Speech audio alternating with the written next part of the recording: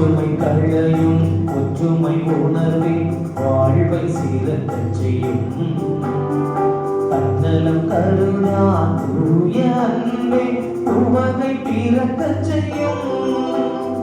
வேற்றுமை களையும் ஒற்றுமை உணர்வே வாழ்வை சீரத்தச் செய்யும்.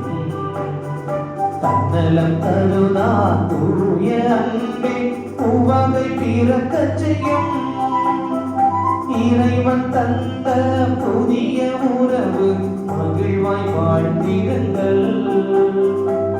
இந்த இறைவன் தினமும் காப்பார்.